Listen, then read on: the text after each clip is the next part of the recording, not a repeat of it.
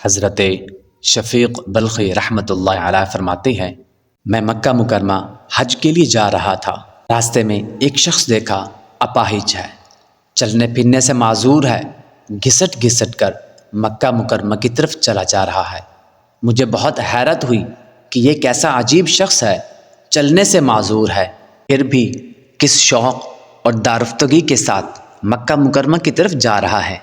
میں اس کے قریب گیا اور پوچھا، بھائی کہاں سے آئے ہو؟ کہنے لگا، میں سمرقند سے آ رہا ہوں۔ سمرقند ازبکستان کا ایک صوبہ ہے اور موجودہ نقشے کے مطابق سمرقند سے مکہ مکرمہ کا فاصلہ تقریباً 4417 کلومیٹر ہے۔ اتنا طویل، اتنا لمبا سفر، اور وہ شخص چلنے سے معذور گھسٹ گھسٹ کر جا رہا ہے۔ حضرت شفیق بلخی رحمۃ اللہ علیہ فرماتی ہیں، مجھے بڑی حیرت ہوئی اور میں نے اس سے پوچھا، کتنا عرصہ ہوا سمرقند سے چلے ہوئے؟ کہنے لگا، 10 سال ہو چکے ہیں۔ کہنے لگا، 10 سال ہو چکے ہیں۔ اب تو تعجب اور حیرانی کی انتہا نہ رہی۔ حضرت شفیق بلخی رحمۃ اللہ علیہ حیرت میں ڈوب کر ٹکٹکی باندھ کر اس خوش نصیب عاشق رسول کی طرف دیکھنے لگے۔ اس نے پوچھا کہ اے شفیق، کیا دیکھتے ہو؟ فرمایا، میں تمہاری کمزوری اور سفر کی درازی سے بہت حیران ہوں۔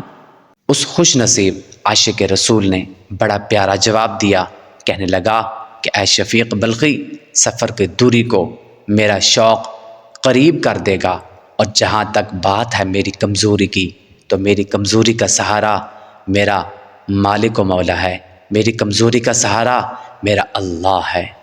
فاصلوں کو تکلف ہے ہم سے اگر، ہم بھی بے بس نہیں، بے سہارا نہیں۔ خود انہی کو پکاریں گے ہم دور سے، راستے میں اگر پاؤں تھک جائیں گے۔ سبحان اللہ۔ اے عاشقان رسول، دیکھا آپ نے اپاہج حاجی کا جذبہ کیسا زبردست ہے۔ اپاہج یعنی چلنے سے معذور ہونے کے باوجود گھسٹ گھسٹ کر کعبہ شریف کی زیارت کے شوق میں چلا جا رہا ہے۔ 10 سال سے مکہ مکرمہ کی طرف رواں دواں تھا۔ اس کے جذبے اور ہمت پر لاکھوں سلام، 100,000 آفرین اس کے جذبے اور شوق پر۔ اس واقعے میں ہمارے لیے بھی بڑی عبرت ہے۔ وہ نادان مسلمان جو صحت مند اور تندرست ہونے کے باوجود، مال دولت ہونے کے باوجود، استطاعت کے باوجود سفر حج کی سعادت حاصل نہیں کر پاتا۔ اپاہج حاجی گھسٹ گھسٹ کر جا رہا تھا۔ اسے گھر سے نکلے 10 سال ہو گئے تھے، اب بھی سفر میں تھا، اور نادان مسلمان صرف چند گھنٹوں کا سفر کرنے کے لیے بھی ہمت نہیں کر پاتا۔